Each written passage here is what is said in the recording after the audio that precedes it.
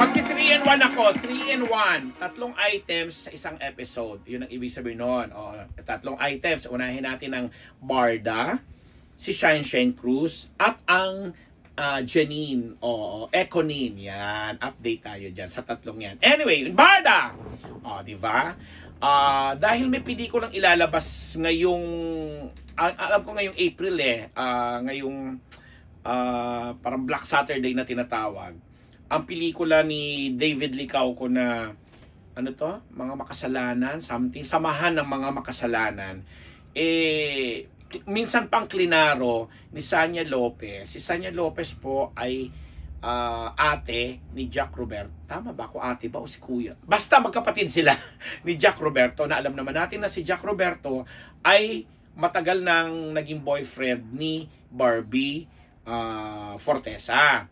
Tapos itong si Barbie naman, alam naman natin, ka-love team niya itong si David. So magkasama sa pelikula ngayon, si David at saka si Sanya. Na, syempre, dun sa movie, sila ang magka-partner. So, ang daming nag-ship, ang dami na naman naglalagay ng kung ano ng mga mali siya na, sila na, ganyan, mga ganyan, na iniwanan na daw sa area yung Barda. Walang ganon. Kasi dun sa movie na pinag-uusapan, papel ng isang deacon or magpapare si David na sa kanyang paglabas, kasi mayroong period ang mga nagpapare kasi mayroong period sa kanilang bokasyon na tinatawag, na sinusubukan sila kumbaga kung para sa kanila talaga yung pagpapare, at napunta nga siya doon sa isang lugar na tinatawag ng makasalanan na lugar, chuchu para matesting siya. But anyway, to cut the story short, doon sa pinag-usapang press con doon, klinaro ni Miss Sanya na in the first place, since naman daw naging magjowa itong kanyang kapatid na si Jack at saka si Barbie, hindi siya nangingialam. Kaya sana na daw ay wag lalagyan ng mali siya yung pakikipagtrabaho, kasi trabaho, quote-unquote, ang ginagawa nila ni David. At hindi naman talaga siya yung leading lady lang, kasi ang dami nga nila magkakasama doon. But sila yung mga bida. Ngayon, si David naman on the other hand, hindi na lang niya sinagot yung ganong issue, kasi alam naman daw niya na yung mga Barda supporters nila ay nandiyan lang lagi at nag-iintay kung ano yung magaganap sa kanila ni Barbie sa mga future na mga projects na pagsasamahan nila. Tapos may mga nangiintriga din kasi na since natapos na yung sinatawag na 3-month rule, kasi di ba nakalipas na since mag-break sila nung January ni Jack, pinupush, especially ng mga Barda supporters, na sana magkaroon na ng katuparan ang mga pangarap nilang magkatuluyan si Barbie at saka si David, something like that. Pero again, hindi natin sila pwedeng saklawan kasi mga usaping puso. Although, makikita mo talaga ang kakaibang friendship, ang mas malalim sigurong friendship between Barbie and David. O, diba? Ang bongga-bongga lang. Yun ang update natin sa kanilang latest. Basta may movie itong si David, si Barbie naman ay busy rin may mga movies din nalalabas pero within the year may nabalitaan kami, may gagawin sila uli isang series at 2 pang projects na sinusurpresa tayong lahat. That's for Barda. Kung ano man mangyayari sa kanila romantically, aabangan natin yan. Again, eto naman, issue din naman natin sa Econine. Si Eco kasi nung time na kinakausap namin yung kanyang handler, dahil naging busy nga siya, especially dun sa proclamation rally ng Ako Bicol sa Albay, hindi na kami nagkaroon ng pagkakataon na masundan pa. Pero nasusubaybayan namin yung mga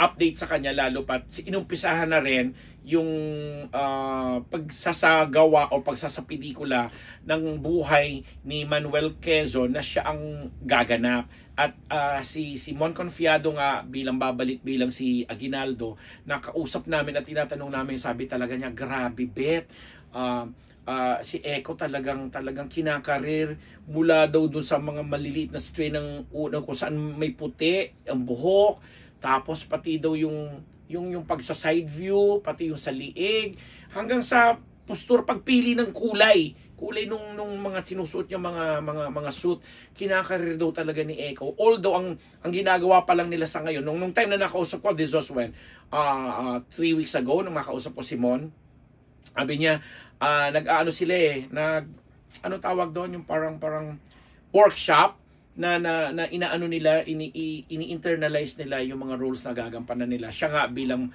si Aguinaldo at si si Eco nga bilang si Manuel Quezon. Tapos nagtanong kami, sabi ko, Mon, ano ba? Nakita mo bang dumalaw man lang doon or na ririnig mo man lang ba na nakikipag-usap si Eco kay Janine or may ganun. Sabi niya, ay hindi ako authorized magsalita. Pero pag may mga breakdown talaga sila, nakikita daw talaga niya si Jericho Rosales na alam mo yung kunwari nasa isang sulok lang, pagkatapos pag nung role bilang si Quezon, makikita mo parang bagets daw, parang 16 or 17 years old na makikita mo may kaharutan sa telepono at ina-assume na nga lang niya, asumero, ina-assume na lang niya na si Janine yung kausap or what.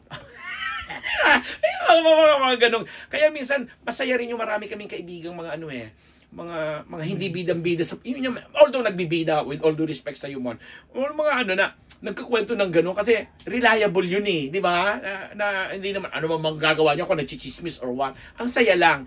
And then sa kabilang dako, ito naman napanood natin lately kay Janine, na ikwento nga natin doon sa isang vlog natin, sa isang episode natin na nung nagpo-promote itong si Paulo at saka si ang Kim Pao, na congratulations sa napakamatagumpay at box office hit na movie nilang anong tawag doon?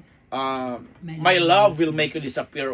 Nagmemesa kasi ng si Don dito Ayoko sabihin kung ano. But anyway, nung nagpo-promote ka, di ba, napag-usapan natin doon sa isang vlog na parang doon sa isang mall. Although may mga iba na naman mga Kim Pao na may nasama yung pagbablog ko ng gano'n. Ayoko na rin kayong patulang kasi nandito po kami para sumuporta at para mag-chika lang. At saka, ang tinitingnan lang talaga siguro nila yung yung nakiklickbait sila ng mga headline na ginagawa. Di ba, hindi naman talaga nila pinanunood yung buong episode na sinasabi natin, di ba? Kaya nagninega na naman yung iba pero hindi ko na kayo papatulan. Kasi matagumpay ang pelikula, congratulations. At si Janine naman ay hindi naman din talaga na pumapatol pa sa ganyan. Pero masaya lang. At natuwa nga ako sa nakatatapos lang na Star Awards for TV na kung saan nanalo si Janine ng parang female star of the night something, celebrity of the night, ang counterpart niya sa lalaki is si Dingdong Dantes. Tapos may premium cash kasi yon, tapos may bouquet. Tapos pagtanggap niya kasi isa sa mga host doon si Kim Chiu, kasama si Papa Piolo, sino pa ba may ibang kasama nila? Basta host sila doon, si Alden, yon. Pagtanggap niya, tapos inangat pa niya yung sobre. Parang pinaganagan niya kay Kim. Sabi mo, ayan na, maraming salamat, may mauuwi na ako. Na hagikik naman ang hagikik itong si Kim. Alam niyo, wag niyo na lang binibigyan ng mga negative na impression or balita. Alam ko, ina-appreciate ko na naiintindihan niyo ako at pinanonood niyo ako, sinusuportahan niyo ako dito sa aking vlog. Pero ako, pinababayaan ko na lang na magbangayan kayo dyan, mag-away kayo dyan, okay yan. Pero huwag niyo maging personalan, huwag niyo nang dinadagdagan pa ng kung ano-ano. Kasi nagtutulungan nga tayo dito para sa ganitong bagay. Kasi itong mga personalities na pinag-uusapan natin, sa totoo lang masasaya na po sila sa kanilang mga buhay pag-ibig. Diba? Sabi nga nung isang kaibigan natin na nagre-review ng movie, ay hindi nyo pagsisisiin nyo pag panonood nyo dun sa pelikulang My Love Will Make You Disappear kasi sulit na sulit ang mga halikan ni Kim at saka ni Paulo, diba?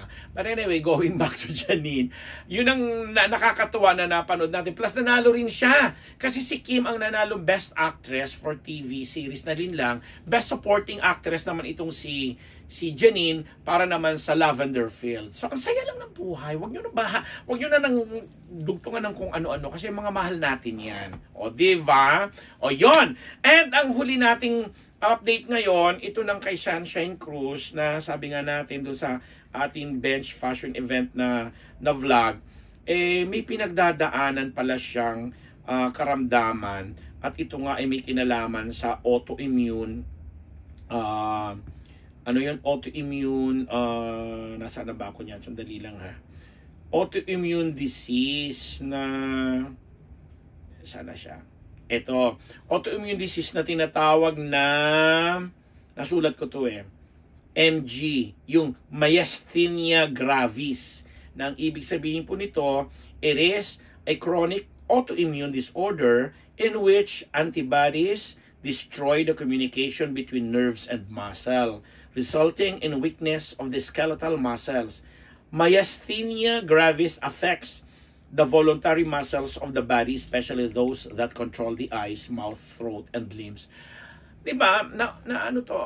Nakaka-inspire lang kasi si Shine kasi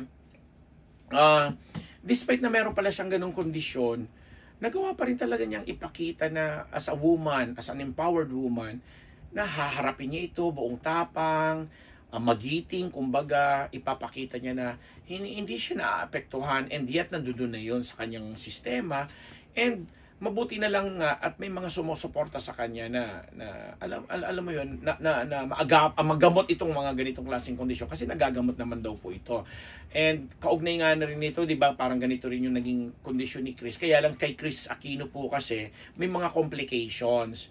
'Di ba? Kumbaga yung mga sa mga comorbidity na tinatawag natin, may mga ibang organs na sa sistema niya na naapektuhan na. Sa ngayon itong kay Sunshine, yun pa lang naman. Walang binabanggit na mga ibang bahagi ng katawan niya na or ibang sistema na affected. So parang mas ibang kondisyon, mas magaan ito kumpara mo doon sa pinagdadaanan ni Chris. But still it is a condition or medical condition na nangangailangan ng attention. And for that, pinahangaan natin si Shine. Nung tinext ko nga siya, sabi ko, kino-congratulate kita dahil ang galing-galing mo, isa ka sa mga pinag-usapan ng maayos at bonggang-bongga niya sa fashion event. Pero nakakalungkot din at the same time kasi lumabas nga yung balita. Pero sabi niya, hindi naman yun ibibigay ng Diyos sa kanya ng walang dahilan at hindi niya makakaya. So, prayers of course, plus yung mga taong tumutulong sa kanya, pamilya niya at mga nagmamahal sa kanya, kakayanin daw niya yung battle na yan o yung journey na yan para sa pagharap niya diyan sa kanyang autoimmune disease na tinatawag na MG or myasthenia gravis. O yun po, grabe tayo ngayon, siksik, liglig, punong-puno sa isang episode na ito. Pinagsama-sama natin ang Barda, ang Econin at especially kay Miss Sunshine Cruz. Ako po ang inyong lingkod, nagpapasalamat po sa inyong lahat, sa ating mga sponsors, sa inyong lahat, Ideal Vision especially, at ang MWell. Ambet Nabus po, nagpapasalamat dito lang sa Ambet Channel.